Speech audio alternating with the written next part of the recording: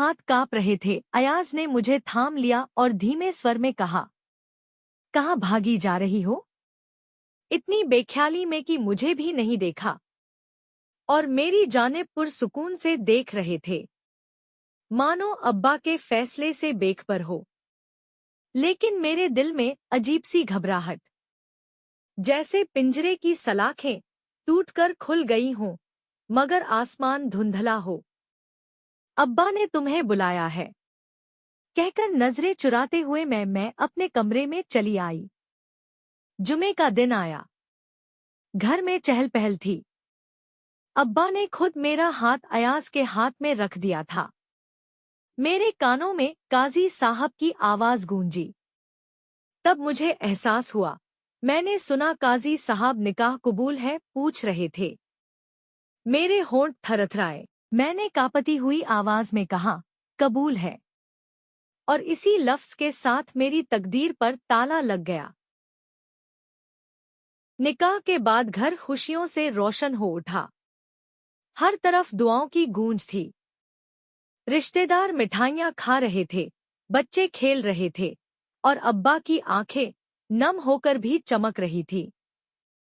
अयाज मेरे पास बैठे थे। उनकी मुस्कान में मुझे एक नई दुनिया दिखाई दे रही थी। इसी भीड़ में सलीम और उसकी माँ भी मौजूद थे।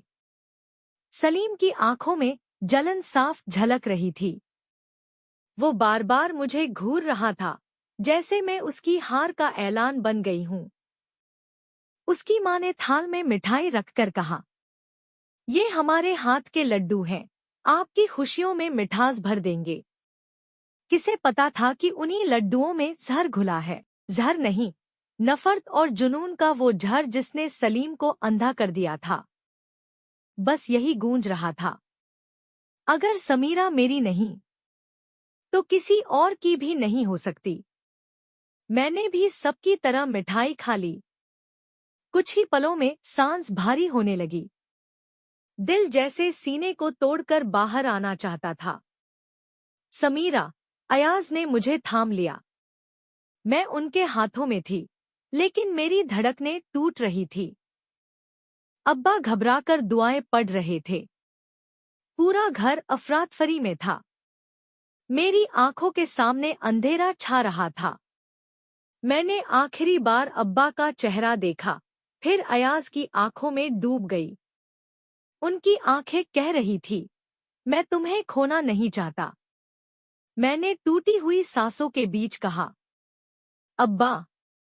मेरे पंख सलामत थे, पर सलीम की नफरत ने आसमान छीन लिया और मेरी रूह उस पिंजरे से निकलकर उड़ गई।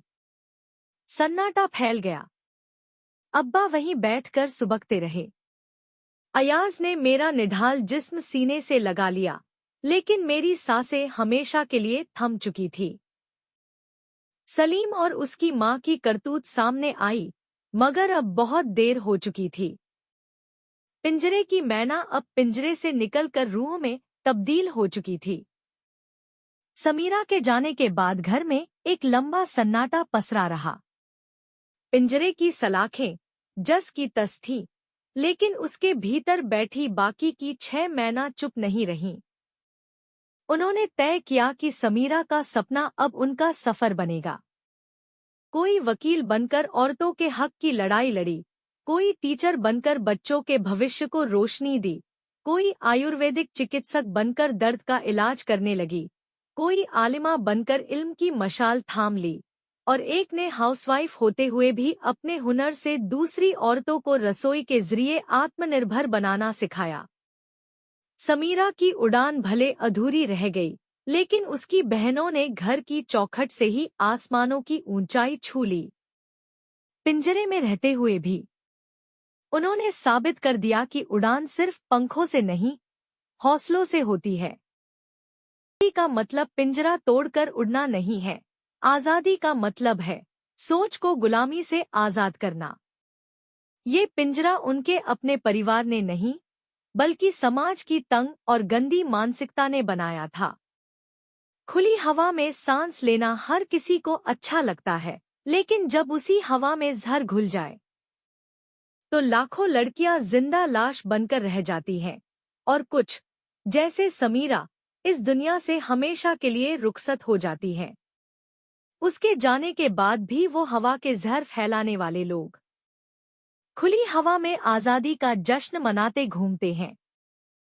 अगर आपको हमारी कहानी पिंजरे की मैना पसंद आई हो तो इस वीडियो को लाइक और शेयर जरूर करें। आगे आने वाले वीडियो देखने के लिए हमारे चैनल मेरी रचना मेरे विचार को सब्सक्राइब करें और नोटिफिकेशन ऑन करें। तब तक अपना ख्याल रखिए। नमस्कार।